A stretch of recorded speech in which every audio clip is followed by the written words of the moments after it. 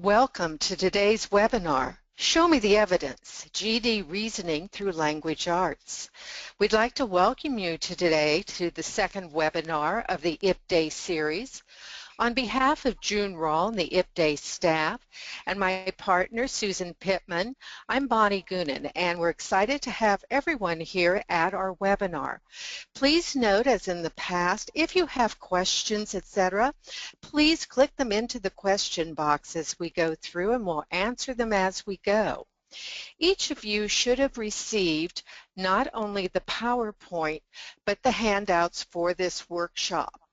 If you did not receive the handouts, please know that on the right-hand side of your screen, there's a little box that says Handouts, and you'll be able to download those handouts from that screen as well. So Susan, let's get going and let's look at the objectives of today's workshop. Today we're going to highlight the importance of evidence in constructed responses. And we're going to work a little bit to find the evidence or the facts. We also want to identify some strategies that are going to nurture our students' skills so that they can better identify, explain, analyze, and evaluate evidence from text. So, how does evidence-based writing connect to the standards, the rubric, and those high-impact indicators, those new things that we've heard about? Well, first of all, evidence figures very much into what we term the high-impact indicators, the ability to reason both qualitatively and quantitatively. The important thing to know is that in RLA, science, and social studies, those high-impact indicators do require that students are able to extract evidence, the facts, the statistics, or the expert knowledge from the different types of written materials, and that they're able to draw logical inferences and make valid claims. But evidence is about more than just the high-impact indicators. It's also about our college and career readiness standards. Remember that Shift 2 in the CCRS standards for language arts requires that students are able to read, write, and speak. All of these grounded in evidence from both text, literary, and informational. But there's more to it than that. It's also important that our students have those skills so that when they are writing for the GED test, that they can create arguments and use evidence. So we can see as we set up with evidence-based writing that evidence-based writing figures into not only the standards, the rubric, but also those high-impact indicators. Because really the goal for us in our classroom is to help our students make an argument that convinces us. As this quote says, the goal of making an argument is to convince an audience of the rightness of the claims being made using logical reasoning and relevant evidence. So, that sets the stage for us, Susan, but I keep using that word evidence. So what exactly is evidence? Well, if you stop and think about it, evidence really comes back to those facts or documentation, something that's going to strengthen that claim. It might be something that, it's easy to see, it's a hard fact, or it's in the visual representation. Maybe there's a graph that's there that highlights certain information. It might be included in a summary or paraphrasing, but also we see evidence in quotes. That's something else that will allow our students to be able to have a number of different places that they can be looking for evidence as they're going through and as they're trying to make some decisions on it. And we have to keep in mind that we're moving away from that issue of having students write about their opinion or what they think. Rather, in the case of the different prompts, we're asking them to make that claim and have the facts that support it based on what they've read, what that author or the writer had to say. So we have to remember now we're working with facts versus opinions. Facts that can be proven an opinion that can't be proven, because what do? They're based on what someone thinks or someone feels, or maybe their understanding of something. So the other thing that gets kind of confusing for students as they go through is that you can have facts added to an opinion to try to increase its credibility or its believability. But no matter what, it's still an opinion.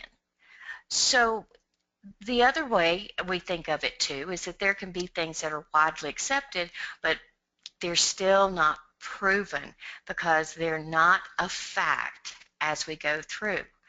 One thing for our students is that they really need to have the words of facts versus opinions, because they need to recognize when they're writing that they need to use some of these. Under facts, we have everything from statistics to photographs to corroborate, expert knowledge. Those are things, can that statement be proven, because we see those different pieces. But kind of look at the opinion side of the house here, where it comes back again to what do you think or what do you believe? And then kind of those, we often call them kind of fuzzy words that are perhaps or probably. Those are other words that we have to be really careful with and have to work with our students to understand that you begin to see those words, you're moving into the opinion realm and not back to those solid facts that are going to back up whatever the claim may be. So, Bonnie, I think it's a good idea here as we go through that we think a little bit about facts and opinion. And although I have to say that with Joe Friday, you're certainly dating yourself here. We want the facts, ma'am, just the facts itself. So, Bonnie, have we got a little activity that we can have with people here? We sure do. In fact, what we'd like you to do is, as you're looking at these statements, this is something you can do with your students. I want you to think to yourself, is it a fact or is it an opinion? Now, we can have you go ahead and hold up your hand if it's a fact and leave your hand down if it's an opinion, or, for today, I think we'll just have you say to yourself, fact or opinion. So, Susan, let's get started. Okay. The price of gas has grown to become too expensive. Susan, you think that's a fact or opinion? Well, it is certainly been expensive out there, but, have we actually proven that as we go through? What do you think, I Bonnie? don't think we have, so I would say that's false. It is an opinion, it's not a fact. So if I'm looking for just the facts, nope, that doesn't make it for me. Okay, well, that's what a lot of people think, though. So, okay, Bonnie, what about this next one? Almost half of all Americans drink coffee every day, making it the most widely consumed drug in the United States. There's a statistic there. It says almost 50%. So if I look back at my words, I'd say that it's true. That really is a fact. What do you think? Am I right or Well, wrong? yep, it is true, because you do have the statistics that back it up. You do have those numbers that are in there. Okay, let's try another one. We're all about being really positive eaters here now and moving into a different area. So, Bonnie, do you think that is true or false? Is it a fact or an opinion? Eating a vegetarian diet is the best way to stay healthy. Well, I know there's a lot of research that says it does help you stay healthy, but best, that term is a little bit Ah, fuzzy out there. So I'd say no, it's an opinion. That's a false statement. okay, that works. Okay, how about this? 93% of all greeting cards are purchased by women. That would be really easy for my students to say that's definitely a fact because they're going to see that number there, 93%. So that's true. That's a fact. Okay, and let's try one more. So, Hmm. Think about it. I mean, I truly believe with all of our wonderful, research, et cetera, it shouldn't be a problem, but I think that's my opinion. So I'd have to, when I talk with Joe Friday, say, that's false. That's not a fact. It's an opinion. well, and I think that little word in there, should, is part of the issue as we're going through. So we see the way in which things are actually approached and we go, oh, let's think about that for a minute before we say, oh yeah, that can be proven because it has a fact in it. Unlike where we had 93% of all greeting cards are purchased by women, we could actually do the research and see, is that a fact completely? So it's something that could be proven. So it's okay, Bonnie, to have this idea of going back and forth and looking at this evidence and that type of thing and different statements, but we have some other things that we have to do, and it's about reading and identifying the evidence that's included within whatever we're reading, especially as we're getting ready for the text. So let's take a look really carefully here at what we're trying to do when it comes to a prompt from the GED testing service. Now, the first thing I have to say for everybody is the fact that, wow, we actually have a new prompt here. This is amazing because we've been working with, this is not daylight savings time. So this is really great. But what is it asking us to do? Well, it says first that we have to analyze the arguments, and they're presented in two different things, a press release and a letter to the editor. So then it tells us, okay, when you respond, you need to develop, and I'm going to pull out this little marker here, this little highlighter. So I need to develop, don't laugh at my problems with drawing a straight line. Develop an argument in which you explain how one position is better supported than the other. Okay. Now, I've got to incorporate into that, ooh, look what it says here, specific and relevant evidence. And I noticed too, Bonnie, it says I have to do it from both sources. So now, thank goodness, they finally added a little something different into this mix. They're telling us now that the better argued position, not necessarily the position with which you agree. Because, Bonnie, I think one of the big problems we've had out there is that people tend to think that there's one side that's best, and if you don't pick the right side, you're going to lose points. And that's not true. Student can argue from either side as long as, what do? Provide that relevant and specific evidence.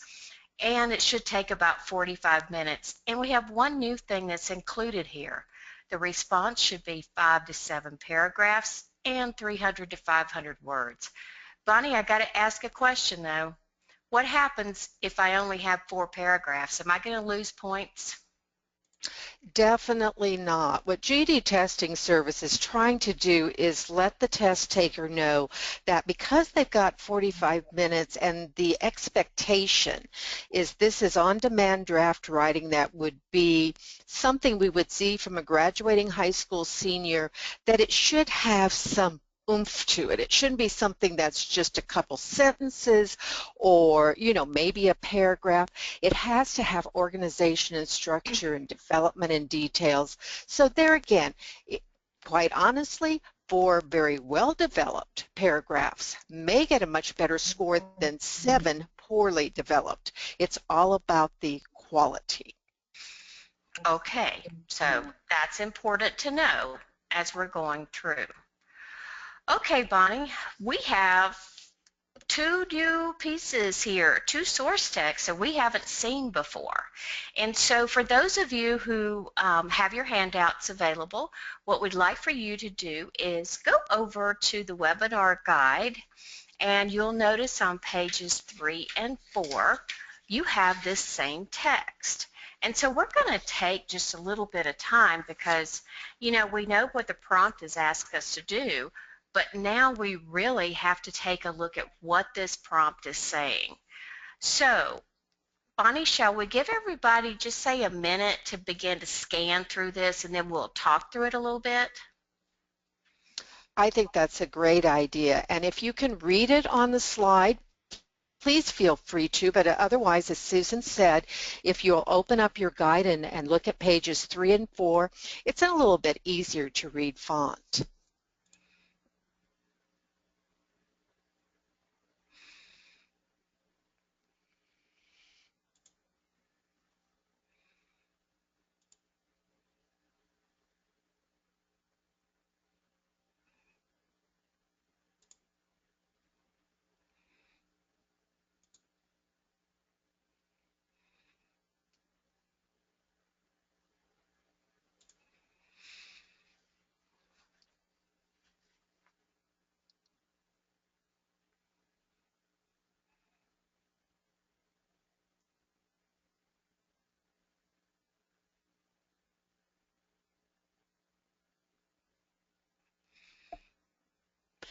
As Susan and I first read these two pieces of stimulus material from GED Testing Service, the first thing we thought about is the aspect there's not real hard facts in either one of these.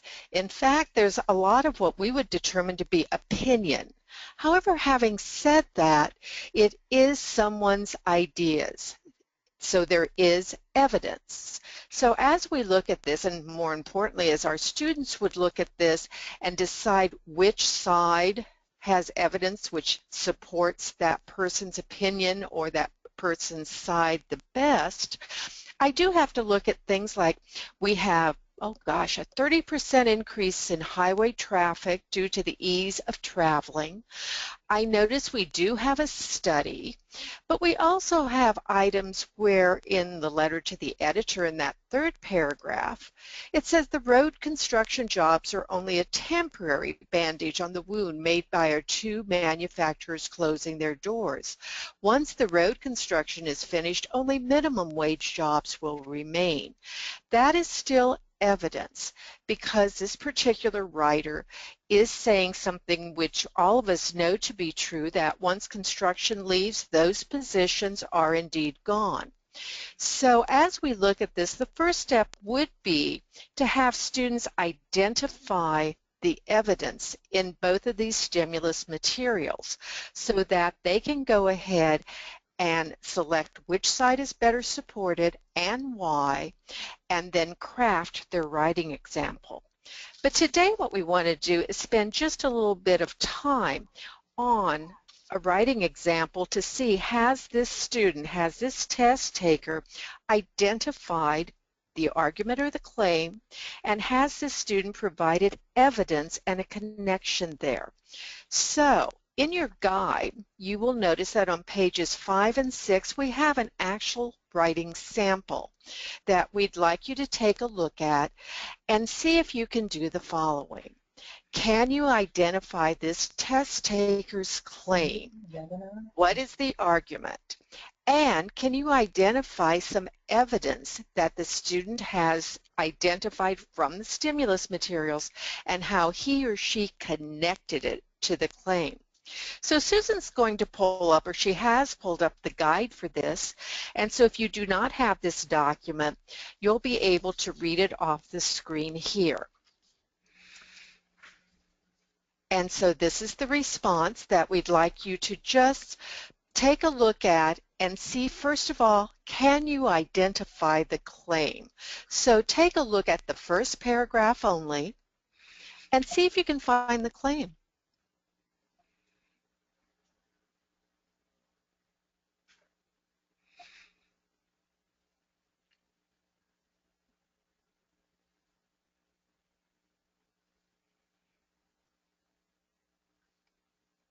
Okay, Susan, has this test taker made a claim? Oh, definitely, because as I look at this, and I'll pull out my little handy dandy little spotlighter here, I'm going to go through and it says, while both sides make an acceptable case, the latter provides a stronger argument. And if I look back, the student has been leading into that from the first sentence, talking about both of them offer positions that are supported by both.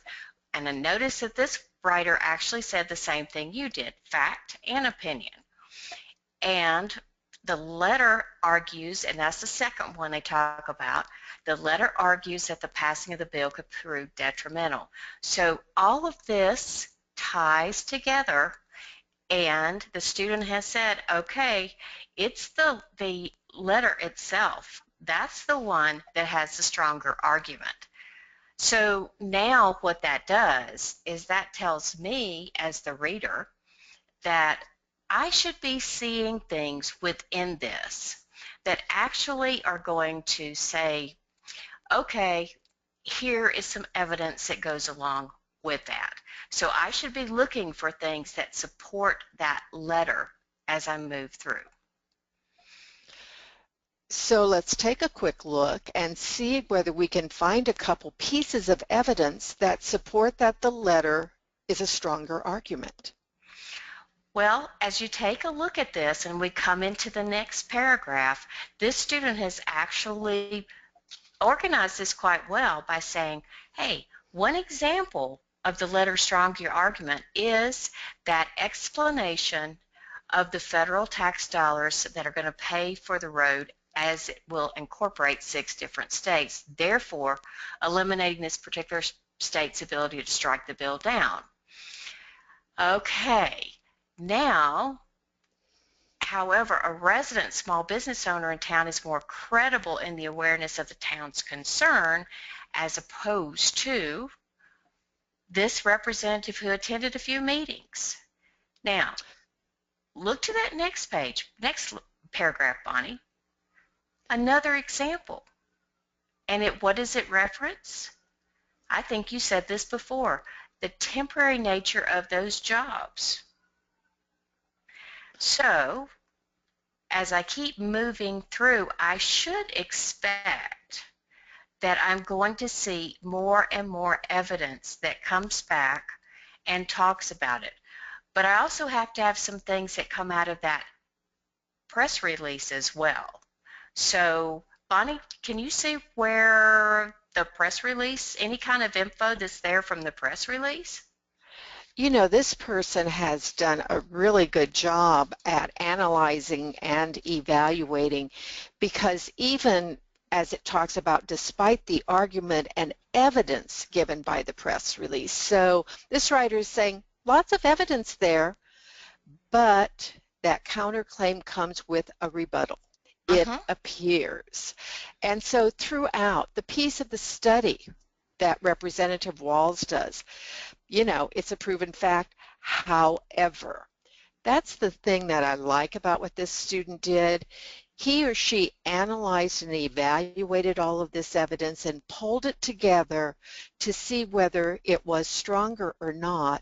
And this test taker did not use the exact words from the stimulus materials.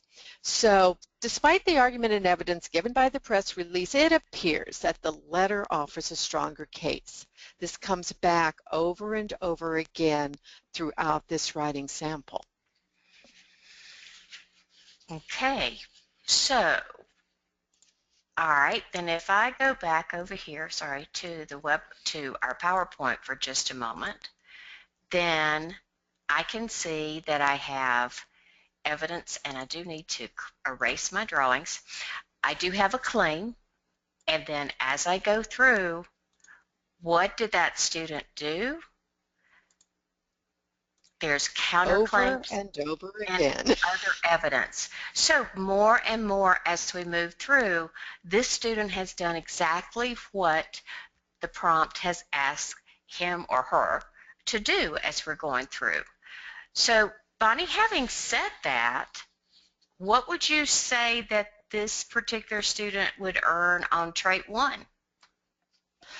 This student would earn, and I'm backed by the GED testing service, a score point of the 2, because it really is a strong text-based argument, and it provides multiple pieces of explicit evidence from the source text, the type of thing that we're looking for. And I'm sure as people were reading it, they had the same ideas that we did, and that was, oh my goodness, if my students could only write that well, I would send them immediately. And again, it is a well-crafted writing sample. It's where we want to head with all of our students. But let's read another one, okay? Okay, but Bonnie, I have one more question to ask you about this one, just because Okay. this was awfully long. Well, you know, it does that mean that was. I'm going to have to always have my students writing something this long?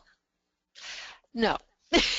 And again, remember, this is a top-level writing sample that we just looked at. It's still on-demand draft writing, and I'm sure that as everyone looks through it, they'd say, there was an error here, there was an error here, but overall, it was a very well done one. In fact, it got a top score in all 3 traits. So no, we've seen others that are much shorter, but before we go on, let's read a couple more and just see, can we find the claim? So if Okay. you'll go into your guide to page 6, and Susan's going to pull that up, we want you to just look at that first paragraph and find the claim.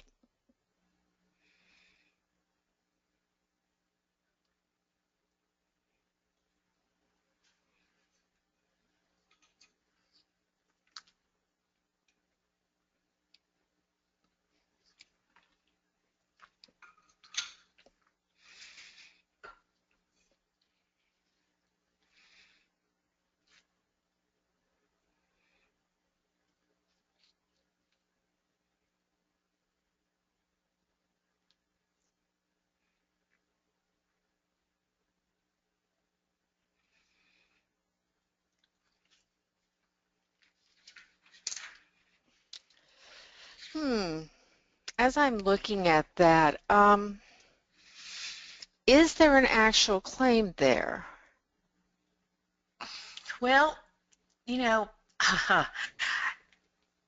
kind of, sort of. Is Ah, that a technical scoring term we can use, kind of, sort of? Because you can see the way the student is leaning, but there's not anything like in your face, like direct and explicit. So there is, I think, here an attempt at a claim. It's not strong, no, by any means, but it actually, we can see that it's going to, which way it's going to go. you know, that's definitely true that because this person is saying that the representative's claim is misleading, etc. So the writer is implying which side he or she thinks is stronger and best supported by the evidence. So if that's the case, is there evidence in this writing sample? Well, um, hmm. Actually, when you start going through all this, it's a little disconcerting because the writer makes a point and then does a counterpoint. It's kind of a Ah, back and forth type of thing, but there is reference throughout this, and if I get my little trusty pointer again, there is that 2001 Texas study. true. Um, Here's another one, the 75% reduction in traffic through towns. Then we're going to, well, they're not going to be permanent construction jobs. I mean, so there's different things here that are coming back that are pointed out. It's just getting past the point of understanding that, it's not all getting weighted, just onto one side. It's more of that point counterpoint take on how to write something. But Would it quite honestly, surprise you though? Yeah, would it surprise you to know though that in trait 1 this student got 1 point? um, no, actually it wouldn't, because I have to think about what the rubric says. And the rubric tells me that I have to have an argument. Well, even though it's not an explicit argument, still have an argument there, but it's True. not as strong. I still have evidence, and that had to be there. My explanation is there, but the way in which it's crafted is a little different than what I'm used to, but I wouldn't be surprised at a 1. This student could, with some work, move this to a 2 by just doing a straight out claim somewhere in that first paragraph, because I really think that this student understands both of those texts. And Very much so. But the student really didn't focus in and do an explicit claim. So that would keep it from getting a 2, but it certainly wouldn't make it a 0 because there's too much else here for it to get a 0. Definitely. Okay, so that's 2 of them we've looked at. If you don't mind, if you will just continue down to page 7 for us. Sure. Because we're seeing a little bit of now what a claim should look like and what evidence in a writing sample should look like. And before we head on to some things for the classroom, I want folks to read one more. Okay, so are we going to just be looking for the claim at this point in that first paragraph? Definitely. Okay. That's a very long paragraph. Yes, it is.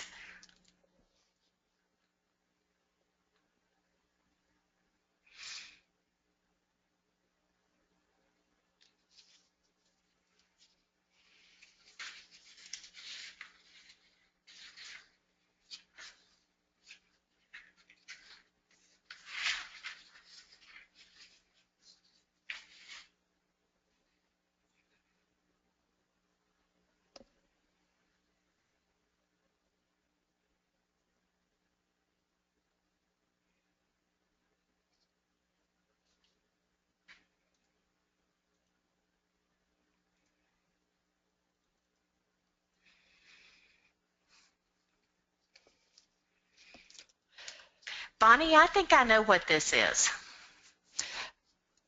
Before you go there, though, when you first started reading it, did you say to yourself, you know, this doesn't read too badly? Oh, well, I'd agree. I'd agree. But then you looked at the rubric, right? Well, yeah. I mean, Okay. I have to do this from the basics of the rubric itself. Okay. I mean, it doesn't matter what I think, I feel, I hope,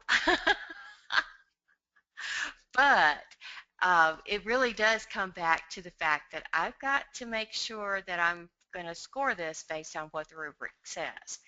Okay, And so where did this miss the boat? well, it misses the boat because this student did exactly what so many of our students do. And that is the fact that this particular student went through and did a summary. That's really what this is. Now, there's kind of a let me lean a little bit in favor of building the highway, but that's as far as it goes. So there's really not a specific claim that's in there. You know, it is more implied, but at the same time, when you start looking at this summary, it's not evidence that's supporting that claim. It's not targeted back. It's just basically regurgitating the same stuff. And I have a feeling, as we've talked to teachers around the state and elsewhere, that this is a primary reason why students aren't getting at least a 1 on trait 1. It really is because they're summarizing what they've read rather than setting a claim and supporting that evaluation or analysis with evidence. And that's a problem.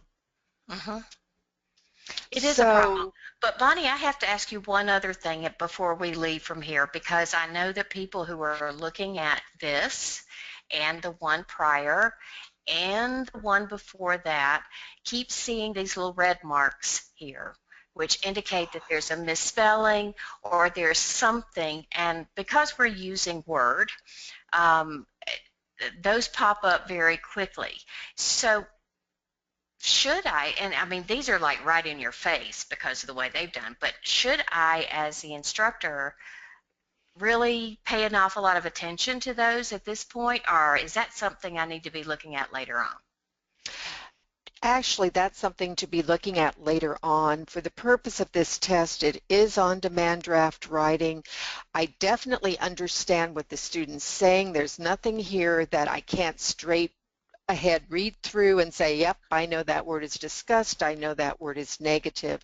Because there again, in keyboarding sometimes even, the best spellers can make a keyboarding error, and as long as it does not interfere with the readability of it, and these definitely do not, this is not going to be my first thing to fix.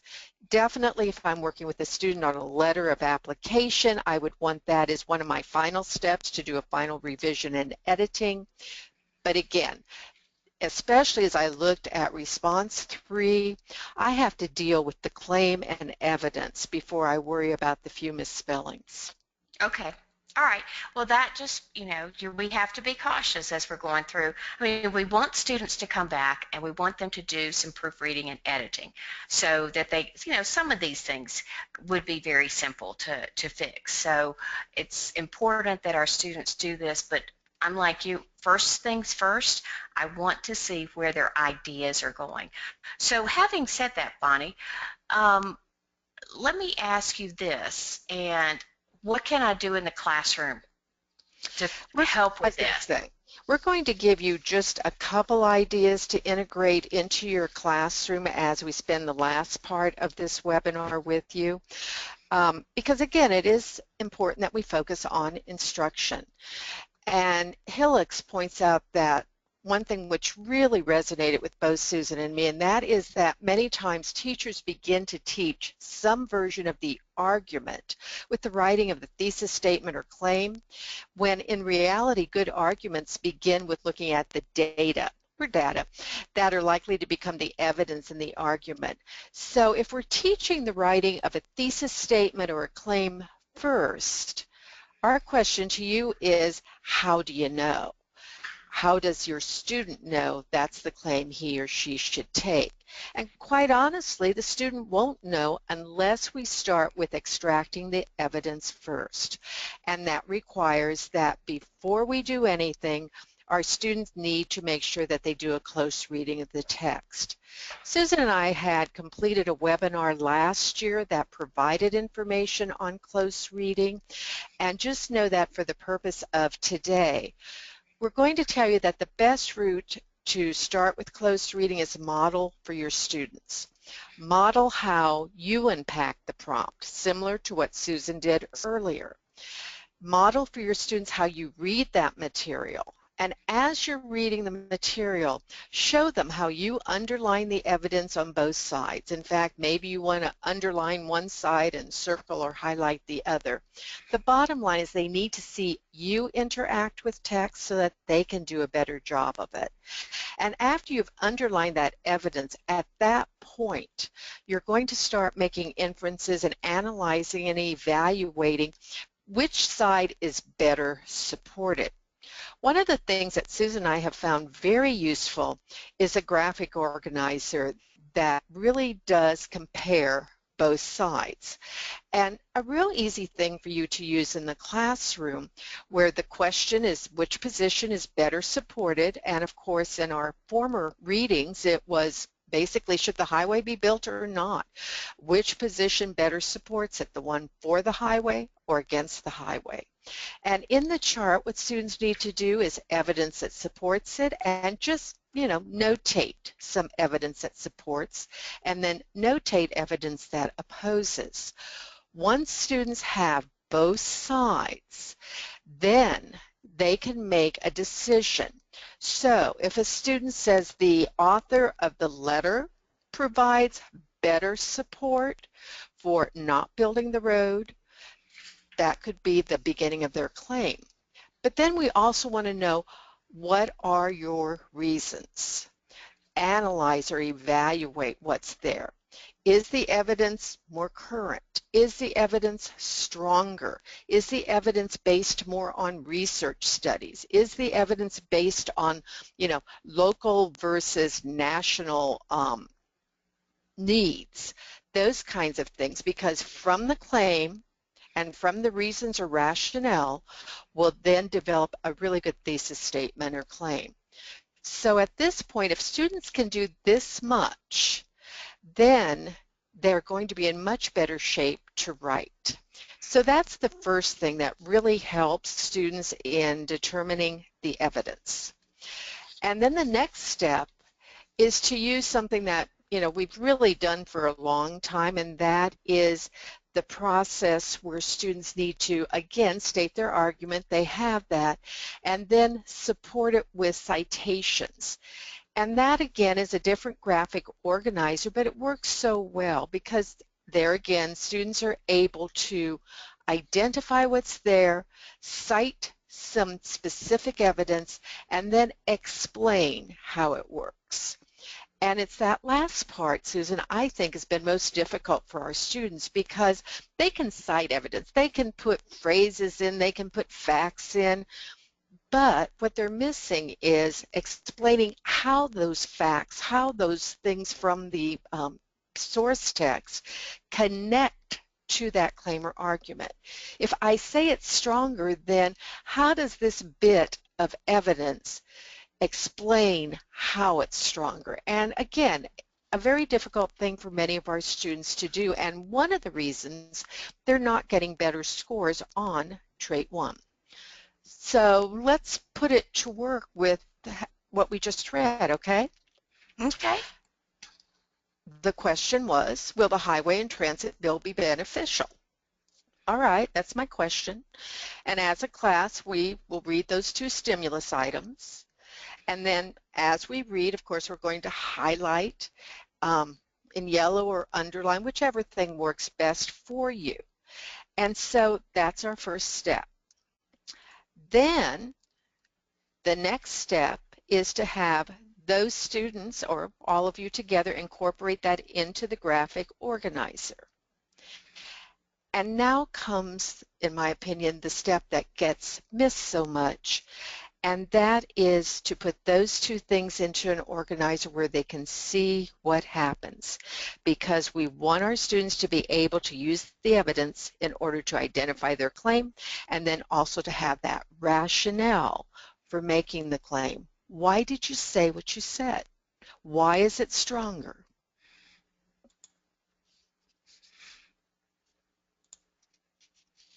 Okay, so let's take a look, Bonnie, at one, and understand that in your guide you actually have this.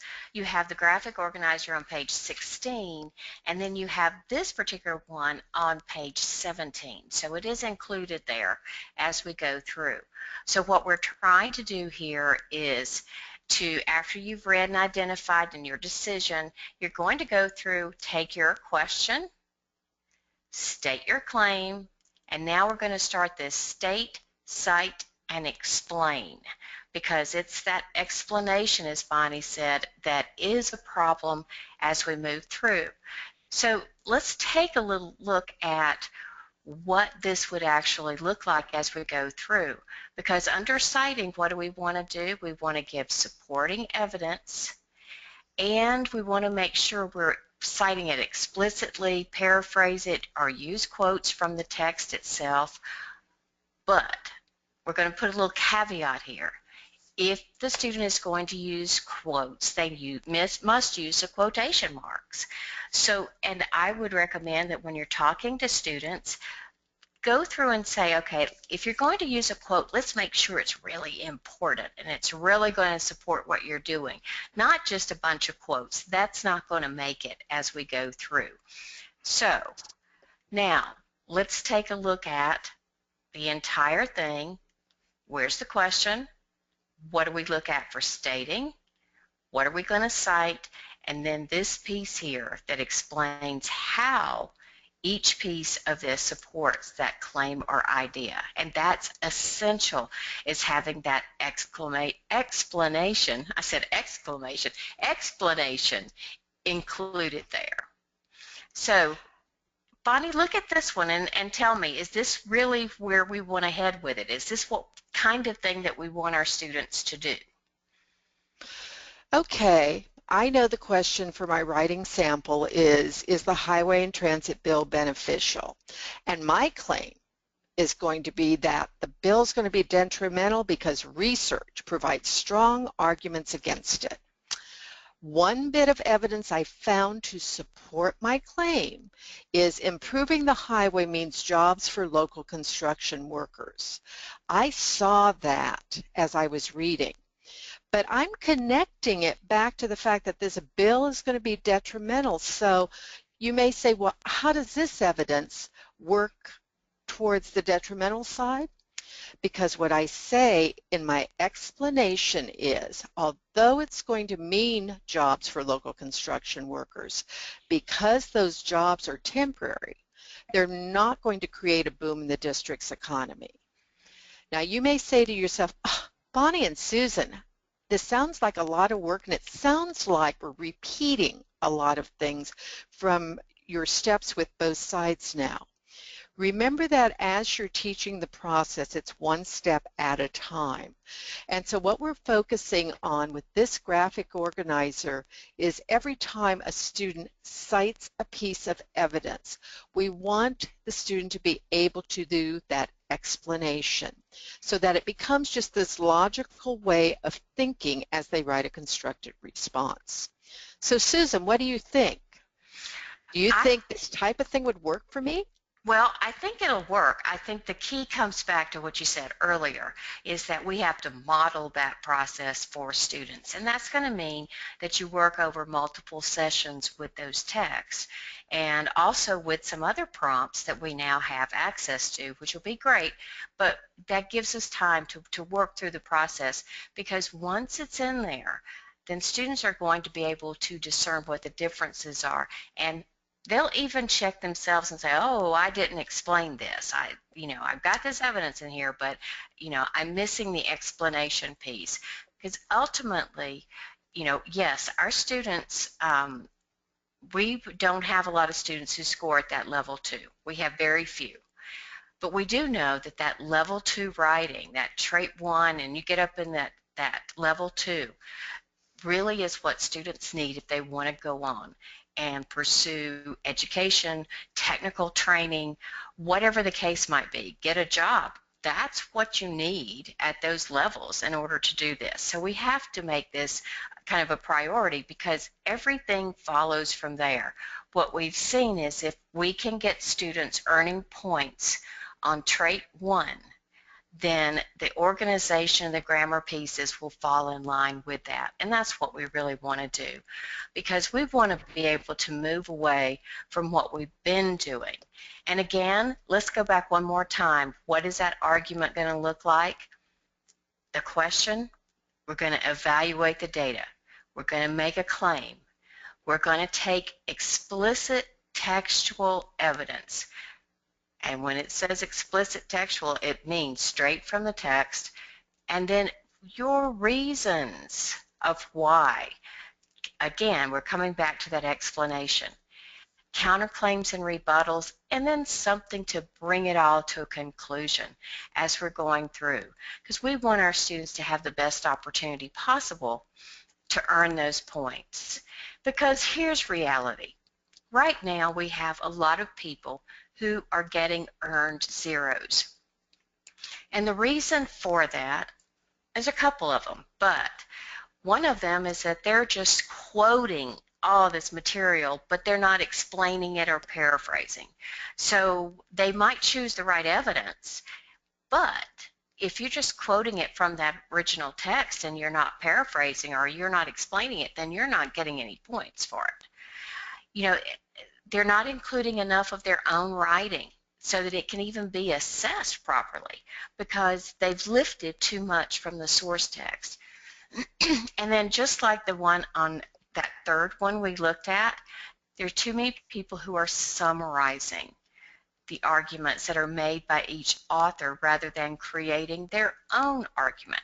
So we can do better than that. We can move forward from that particular case. And within your webinar guide, you actually have this particular one, and it is on page 8, which is an example of where that student has a problem between being able to develop his or her own text in going through this rather than just lifting things from that source text itself. So we have to be really cognizant, and our students do too, of what it means to paraphrase and what it means to explain.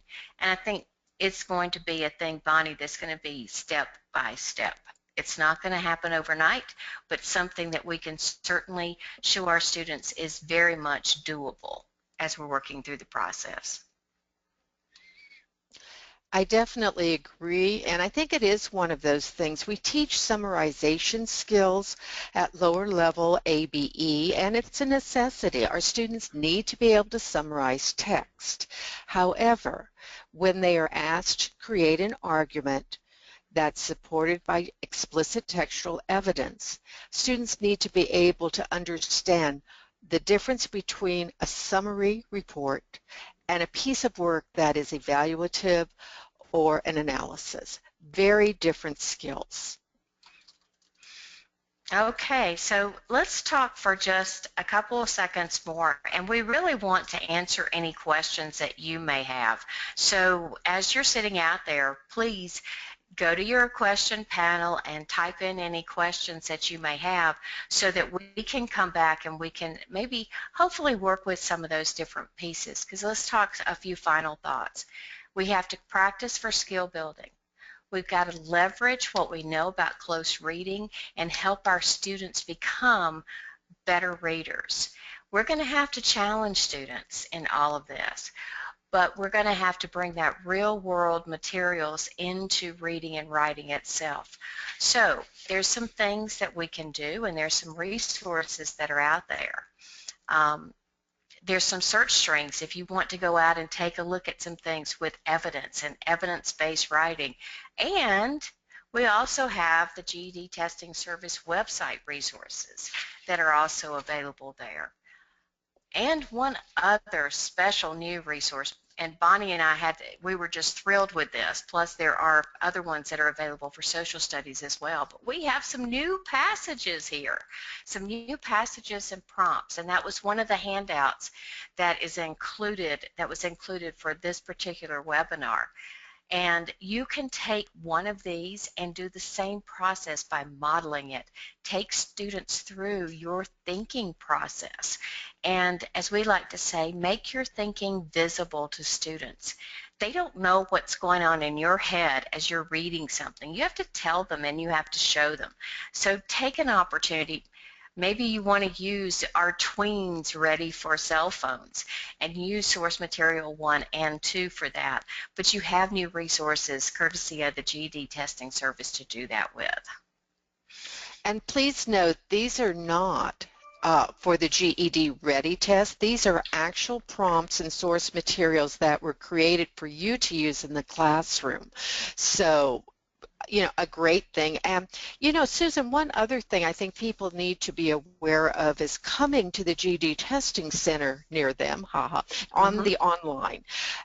They will be creating additional videos for RLA from GED Testing Service. Right now, I think there's only one new video up, but Susan and I know that there are a number of them that are currently being created. And so you do need to keep in touch with the GED Testing Service website. But the other website, of course, we want you to keep in touch with is Florida IP Day. And there are so many things that will be coming up with Florida IP Day this year. For those of you who have already signed up for the math trainings, new lesson plans should be up by the end of this week, first part of next week. Of course, there'll be more grab and goes, and the myriad of all the different webinars. Not touching even yet the e-learning center courses, which again are in the process of being uploaded within the next couple weeks. So all kinds of resources, because that's what good teaching is about, is also making sure our own professional development continues on so that we can share those ideas with our students. So having said that, Bonnie, Susan, let's go to the questions. We have our first question, and it says, where would be, and this is from Judith Gunther, where would be a resource for reviewing different styles of prompts so students can learn to hone in on responding to them? First and foremost is download the 2 documents that are from GED Testing Service, because I believe there's 5 or 6 news source materials and the prompts that go along with it. So those prompts in both social studies and RLA are wonderful to use with your students. But the other thing is, don't forget that there are prompts out there written in that style that have been used in the K through 12 system and the college system. So doing a quick, you know, research of the web is also another thing. But last but not least, if you look at GED Testing Services prompts, they are really easy to replicate. So you have some materials that you just downloaded from Newsela and you want your students to write a constructed response. Go ahead and take that response, that template, create your own that will mirror it exactly. The only thing different are the source texts. So that's a few ideas to get you started. All right, and then from Dion Lee, the question is, the 2 attached documents, are they different from the previous 3 provided? And Dion, the answer to that is no, they are not different. You received those already, so you have those. Dion is having some difficulty opening those, and so just in case you are having difficulty with those, and you did receive these earlier, but remember too that these will be posted with this webinar when it is archived. The next one are their videos on Show Me the Evidence, designed for the actual students to review, not just webinars for the teachers. And at this point, no, there aren't any videos that are designed specifically for students to review. These were all set up for teachers themselves. However, that's not to say that students couldn't benefit from some of the information that's included there. Bonnie, anything else? The videos that GED Testing Service is in the process of creating will be student-oriented, and they will be short videos that will be online for both teachers and students. And again, they will be focusing towards the student, not the teacher. And those will be coming out, probably some of the first of those will be out in November, and then others will be out after the first of the year. But as Susan said, anything that we've done, please feel free to use much of this material with your students because it does work. And do we have any other questions? Because we are coming into our last couple minutes here of this particular webinar. So what we would like to do, and we'll keep watching for questions as we go through, but we would like to say, you know, that we really appreciate the time that you take to be with us for these webinars. We also thank June Rawl and everyone who works through Florida IPDAY to make all of this possible for people who are out there in the classroom, and the resource and getting those resources out into everybody's hands. So Bonnie, any last thoughts? Just thank you, and know that Florida IPDAY is always available. So if you have questions, comments, please email them to June Rawl. Again, that's why Florida IPDAY is there. It is our professional development resource for the state of Florida, and we're thrilled to have it. So, Susan, one more time of checking the questions, but I think that's it for the day. I think we have answered them all. So thank you, folks, for being with us, and we'll see you next time. Take care, Have a great everyone. rest of the day.